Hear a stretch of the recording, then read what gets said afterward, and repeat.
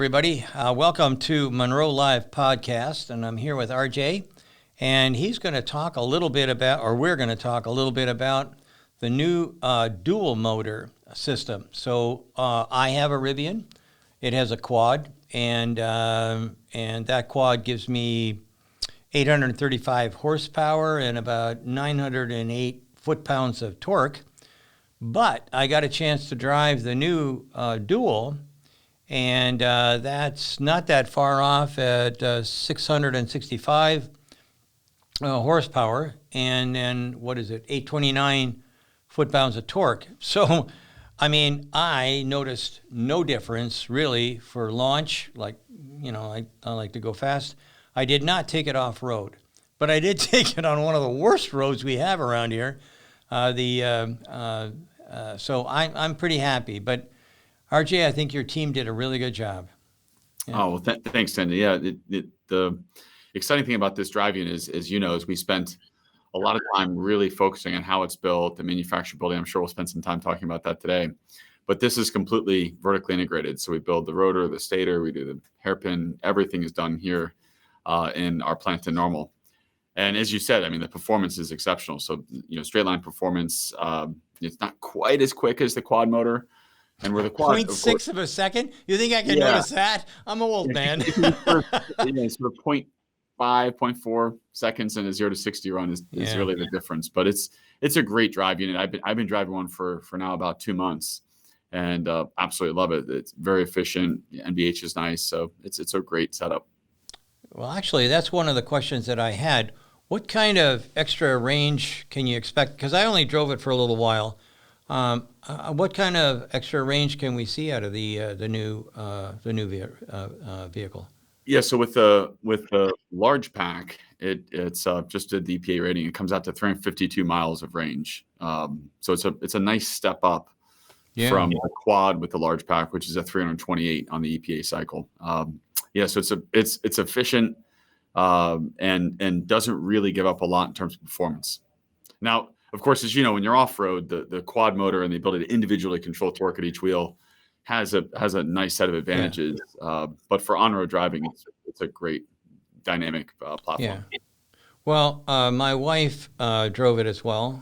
Susan, I keep calling it my car, but really it's not.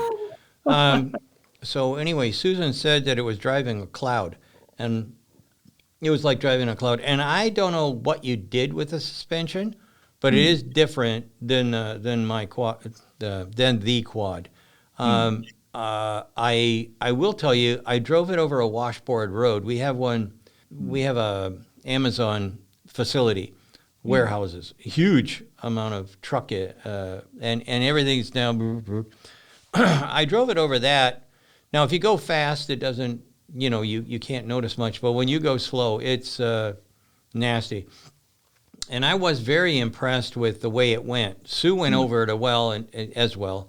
She probably went a little faster than I did, but she said it really worked well. She did not notice anything she didn't like. Everything looks the same to me. I didn't really see anything that was that different, but she definitely noticed the drivability of the car. And maybe that's because it's lighter or something. I'm not sure what, but maybe you can elaborate. Lighter. Yeah, it's a little lighter. Suspension-wise, it's very similar. Of course, when we put a new drivetrain into the vehicle, we optimize the whole control system to contemplate that drive unit. So the way that everything's tuned is slightly different to deal with less torque and to deal with the fact there's one motor instead of two per axle. Yeah. So that we set it up to be that sort of very comfortable, very smooth riding vehicle. And of course, you still have different drive modes. Not as many as what you'd have in the quad motor, but I agree. I think it's a really nice driving.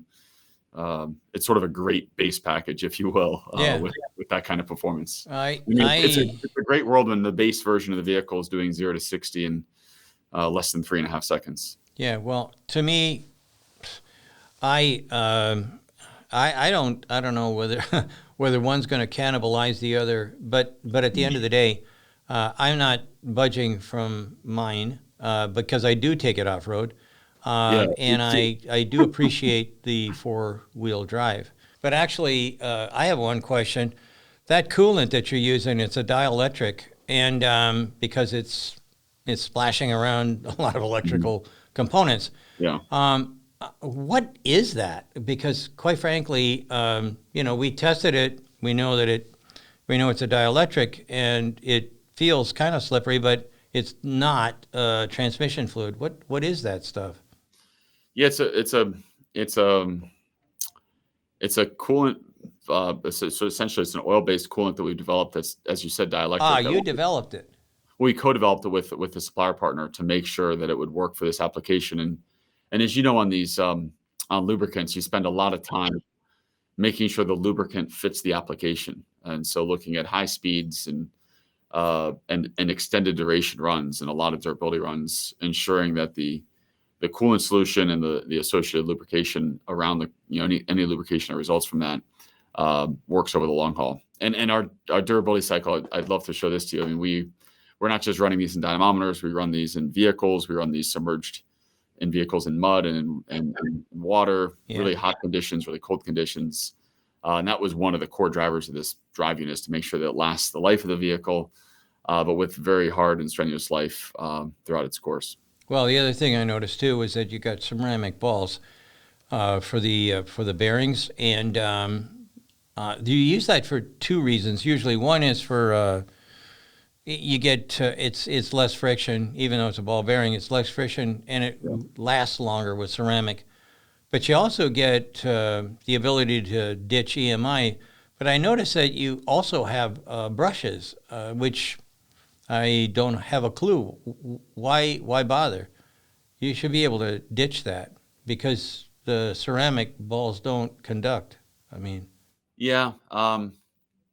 Some of this is just in terms of thinking about sort of the life cycle and the duty cycle, and when we think about the bearing strategy and how we set up the bearing strategy, the torque levels is so high that the ceramic ball bearings, as you brought up, they're great from an EMI point of view. They're great from a long-term durability point of view, but we have a lot of sort of redundant, what may seem like redundancy, but that's ultimately because of some of the specifications around life. Yeah.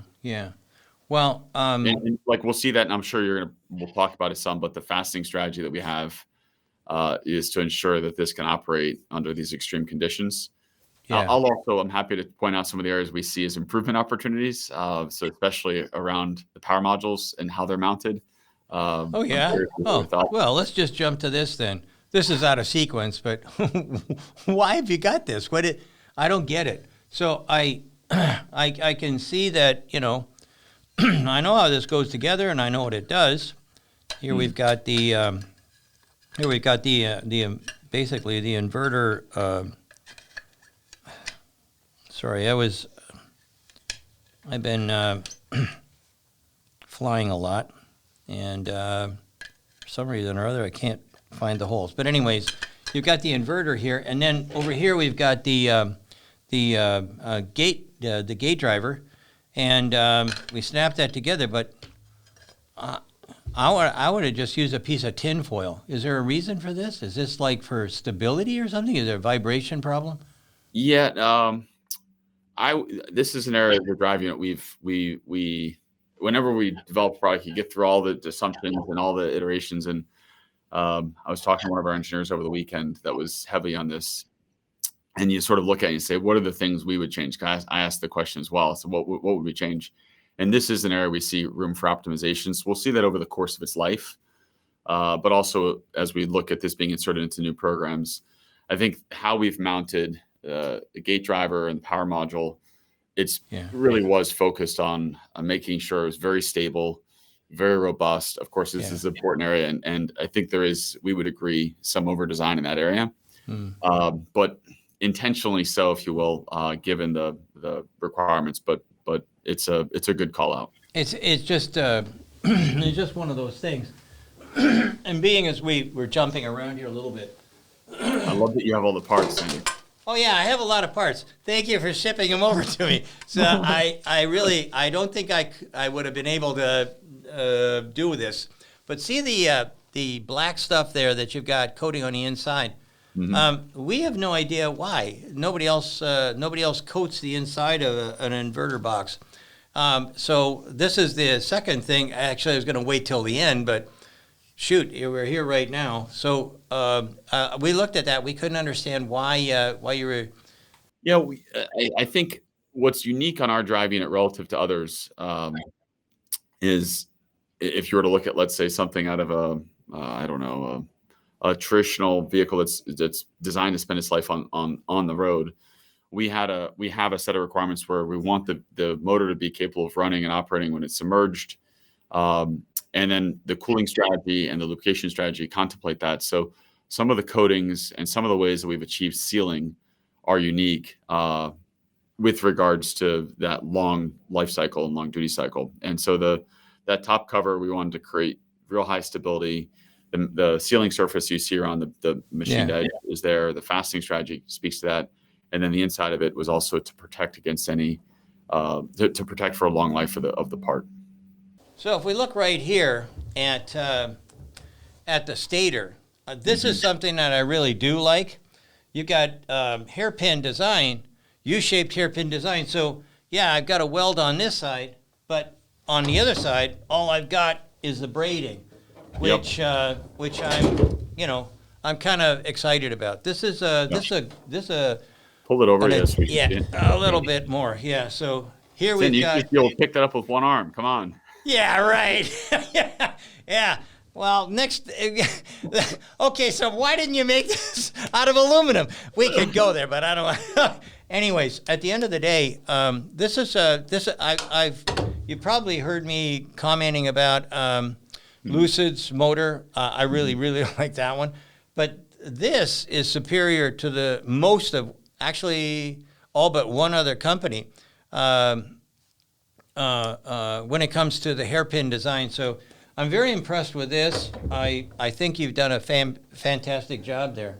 And actually, while we're standing here, part of that too is how we automate that and allow that to happen. The bend radius and how it's inserted, as you pointed out, into the stator and the offset between them to make that really easy to do. Well, here's the other thing that I like. Your resolver here. This one is bigger than the other one, but it's still smaller than anybody else's. And this was a big thing that we noticed when we tore apart the other Rivian. So this is kind of cool as well. You seem to be able to do with your small revolver what other people are struggling with a larger one. So that's another good thing. I think I'm going to just leave this over here from now on. but I will tell you, I am pleased that I'm glad that I got a chance to get this thing and look at it. And there are some really cool ideas, but really and truly, the thing that I'm the most impressed with is the decoupler. Yeah. So, and you'll notice it's up here in the front where I was supposed to be. But we're very happy about that. We looked at all the advantages, gives me a neutral, towing. I can tow this now in back of an RV. If I have a big mechanical RV, put it through a car wash. A lot of people that we talk to that are in the, they fix crashes and stuff like that. They like the idea. They will like the idea that they can tow this thing by putting it into neutral or whatever you want to call it, and quite frankly, they just. I mean, nobody else that I know of has got anything quite like this, and I think this is a really good idea. I think this is something that I'd like to have you elaborate on a bit. Yeah, we spent a lot of time on this. I'm actually glad you bring it up. So on the rear drive unit, we were able to disconnect. And what that does for us is when on the launch configuration, we have that as well, except it's, as you know, it's a manual disconnect. So you go into what we call conserve mode, right? And it disconnects the rear drive axle.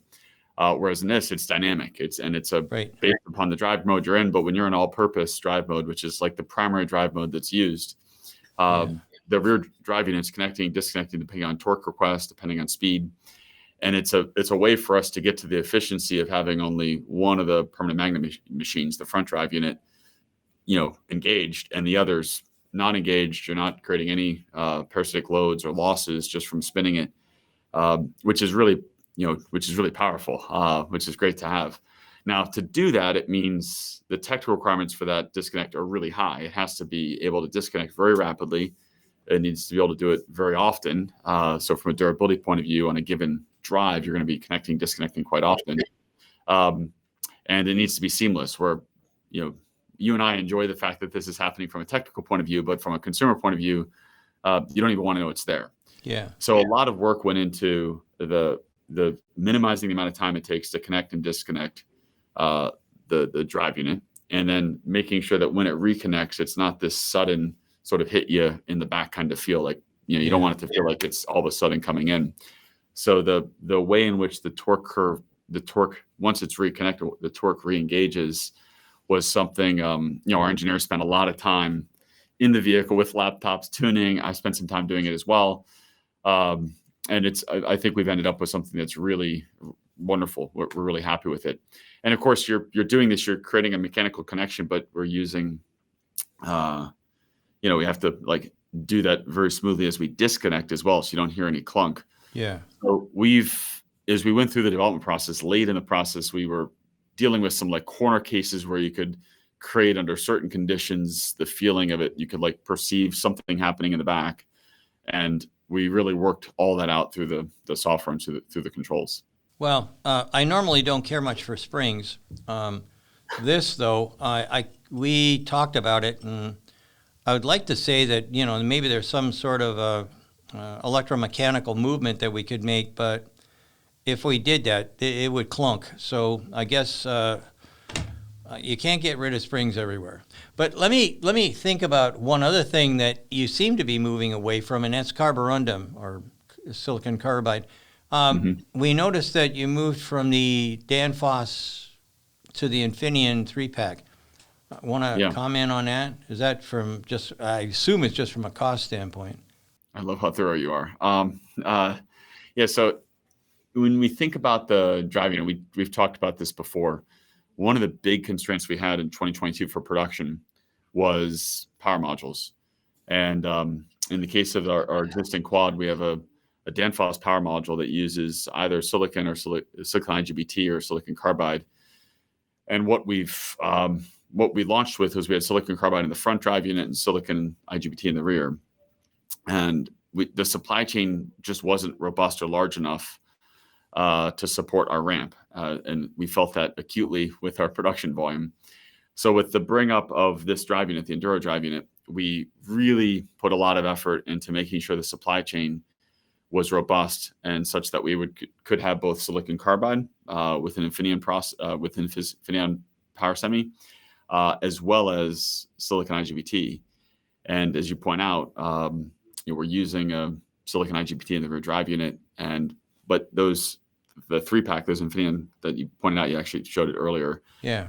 Those can either be silicon carbide or silicon, and we have fungibility between the two depending on constraints that exist within the supply chain. So are you going to put carborundum in the front? That's exactly right. Okay, exactly so right.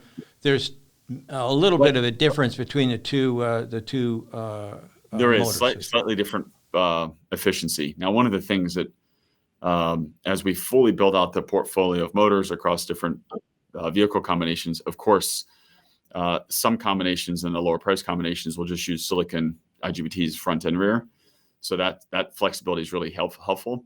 So for example, the same drive unit, or I shouldn't say same, a similar version of this drive unit is used in our commercial vans, and the front drive unit in those applications is just using silicon IGBTs and not using silicon carbide, because it's meaningfully cheaper, as you know.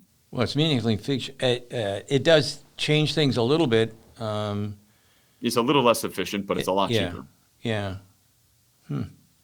So, seeing as we're in and around the motor kind of stuff, we obviously didn't chop this thing up. We've got some other stuff going on, and I was out of town. But anyway, they didn't. They didn't cut it in pieces. And taking it apart is a real bugger with the new clamshell that you've got for the rotor. So my guys want to know what's the array look like? Is it a double V still, or have you gone to a single V? Because when we put the green paper on, all we see is a single V. What have you got going on there? Yeah, that's a good question. I assumed you were going to ask something about that. This is an area that evolved a lot through the development process, and just the level of skew we think of as like that V skew evolved really as we're balancing performance, zero torque or zero speed, like notching feel that you might feel with NVH, and where we've landed, we think is the optimal level of skew that gives us, we think, great NVH performance without really any performance loss and good high torque zero speed operation. And so, as you introduce more and more skew, as you know, I'm not a fan. Yeah, go ahead. Yeah, you can start to have a low speed drivability performance issue. Yeah. So we sort of balance it just right to get a level of skew that gives us great NVH without having any of that low speed bogging or low speed sort of cogging feel. Okay, so while we're still hanging around the motor, I've asked the questions about the most of the things, I think, but one of the things that Tesla does that I really like is they use the motor to heat the oil. Is there a PTC heater, or are you using that same system like we do that as well.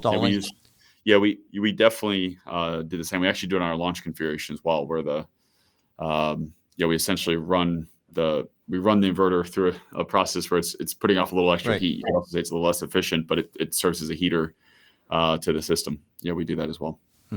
Okay. And that's something, it's again, the beauty of something like that is it's software based. So you can, that's something that we can tweak and evolve and improve over time. Seamless to a customer. You wouldn't know that this is happening, but we're constantly looking to improve low temperature performance and the amount of time it takes to heat up the system. Actually, I've got I guess we ran through everything pretty much that I was kind of really interested in. Is there something else you want to add to the narrative that we've gone through so far? For us, launching this motor represented, it's sort of emblematic of how we hope to continue to grow as a company, where it balanced manufacturability in a way that it had much more of a focus than what went into our launch configuration driving it. So if you look at the 3-in-1 casing, that's a good example. It's all single access for loading the content. Yeah. So you haven't seen the line, Sandy, but I'd love for you to come at some point to see the line here in the plant. But the way that it's built up is it allows for it to be robotically assembled without having to rotate the assembly a lot, which on our origin drive unit, we're flipping or reorienting the assembly a lot because there's so many different load planes. Right. Whereas in this drive unit, it loads very nicely between all three components, the motor, the gearbox, the inverter. And then, of course, as you showed us on your cart, the lid for the inverter assembly actually carries a lot of content. So it's like the content's in the lid and then it goes on. Right. So it was designed to try to minimize the amount of flipping or reorienting that happens through the production process. And of course, doing that to reduce number of fasteners, reduce number of discrete parts. Now the seal plane for all of that still has a number of fasteners, and that's really a resultant of the pretty extreme conditions. Despite the fact that it's not a quad motor, we still anticipate people using this off-road, maybe not as extreme as you, but still getting it wet, getting it dirty, caking it with mud, these kinds of things. So we wanted that seal plane was still very robust. Yeah. Well, we've we also work in designing products, and we're a very big fan of layered assembly. If I don't know if you've ever gone through our process, but if we go through the process and we code it, anytime you have a change, even if it's 1 or 2 degrees, it doesn't matter. It's still a problem for our software. So it'll come back and give you a big, don't do that. So everything we we design goes together in a vertical sense, and it has to be vertical. I don't want to do upside down or sideways because then I have gravity working against me. But one of the things that we're looking at right now is a fairly large casting that has to be sealed like forever. And I don't think, I really can't see how anybody's going to come back in and, and modify one of these boards or something. Oh, we need to put something else on. Oh, the gate driver has got a bad transformer. That ain't going to happen. So what we've seen with a number of different products that we're working on is we're basically taking the lid and going, click, done. So it's a snap fit, no fasteners whatsoever. Nothing is going to get in. So with a labyrinth fit. Anyway, that's one of the things that you might want to think about down the road from a design standpoint. If you know about, or whomever designs it knows about snap fits and how they have to work when you're looking at metal, it makes a big difference. Yeah. But what are you thinking about volume and whatnot? How much do you think? How many do you think you're going to be popping out on this one per year? Well, this underpins every commercial van that we build is using one of these in the front, and then we anticipate our dual motor configuration making up more than half of our R1 production. Importantly, this drive unit family is going through another iteration of design and improvement, but it'll be used in our R2 platform as well. And a lot of the things that I even referred to, if you look at the inverter assembly and some of the opportunities there, which we agree with, those are already being implemented into how we're going to execute. Let's call it Gen 2 of this drive unit to take cost and complexity out. And I think your points on the cover are really interesting. We spent a lot of time talking about some of the durability cycle, but also how can the platform be remanufactured. So we have a remanufacturing line for drive units that are in, let's say, a vehicle that's in a collision. We reprocess them through a facility we have in Kentucky, or motors that are end of life. But I think that can be done with some of the things you've talked about. So, maybe offline, I'd love to bounce some things off you to talk about this. But that's, for us, we're looking at how do we keep taking cost out of this drive unit. The core of it we feel really good about, the rotor stator assembly, the approach to how we've accomplished the hairpin, the windings and the radii on that, the assemblage of that is really, we feel strong. The magnetics, the way they're attached, we feel really good about that. But I think some of the periphery, there's still opportunities to take more cost out. Well, cost and weight are two things that, with EVs, that's kind of like where those are the two top of the four. Efficiency. Actually, I was going to ask you about this, but we had a discussion about it, and I said, well, maybe not. But one of the things from an efficiency standpoint is the number of Busbars.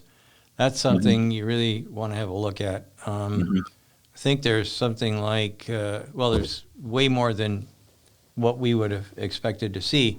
So that anytime I've got some kind of an efficiency thing that looks like it could either get in the way of power distribution or just extra pieces that I'm going to have to somehow bolt together, it's a good idea to have a look at. And that one that was the one that stuck out the most. Busbar assembly, there's we've over-designed the busbar assembly a bit. We would agree.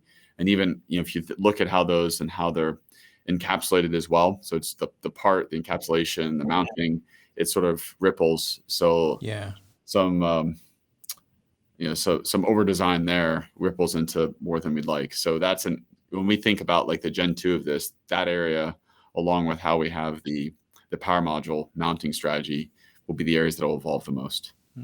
I have a question that wasn't on my list, but when I didn't get a chance to tear it apart, so I had a team and whatnot, and I was looking at it, and I started thinking, how much more efficient is it if I'm running just the front module and the rear is disengaged?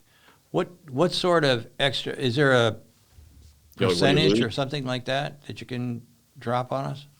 Yeah, it's it depends on the speeds, but it's call it 5-ish% to have both motors. Yeah, to have if you were to for example, when you put it into sport mode, it removes it's constantly connected. Right. So the rear drive unit doesn't. So that way, the moment you press it, it's 100% there. Yeah. When you're in all-purpose mode, it disconnects. So while you can't really perceive it, when you hit the throttle, the rear motor has to re-engage. And there's I didn't know that. Yeah, well, it depends on the speed. If you're below 20 miles an hour, it's engaged, but over 20 miles an hour, it disengages. Yeah. And of course, that's where you really start to see the efficiency loss when you're at higher speeds. Right. And you've got the rear motor going when you don't really need to have it going. When you're just, let's say, cruising on the highway, when the front drive unit is completely sufficient for providing the power to keep the vehicle at constant speed. That's when it naturally wants to disconnect. But in sport, it stays connected, and it depends on the drive cycle, but call it 5-ish%. I'll take 5% any old time. That takes quite a bit of weight to get to that. Yeah, that is exactly right. And that's the reason for that whole disconnect strategy, and it gives us the benefit of on the highway effectively having the range that you'd have with a smaller performance single motor setup. But then the moment you hit the throttle, you get the dual. You get both motors. It's, as you know, very, very quick. Yeah, it's plenty fast. There's no question about it. Like I say, I didn't get a chance to take it off road. That'll be a video I'd love to see. I love video. No, I don't think you want to see that. That would be bad. We'll save that one. And besides that, I don't want to buy a broken one. I don't think your guys got any sense of humor here in Detroit. But at the end of the day, I think that a lot of people buy brand X Jeeps. I never did. When I could afford it, I started buying Rubicons, and that's what I kind of look at is the quad is a Rubicon, and the other one is for going to the grocery store. But I still think, based on what I drove and whatnot, it's not just a Rivian with two motors. It seems to me to be a pretty good vehicle. Now, your guys did suggest that I can borrow one for a while. My wife was on that like white on rice. So I'm pretty sure that we're going to take them up on it and take a look. Okay. And you know what? There's something I forgot to do at the beginning of this. All you financial analysts and whatnot, no, I do not have any Rivian stock. No, I am not getting paid for this.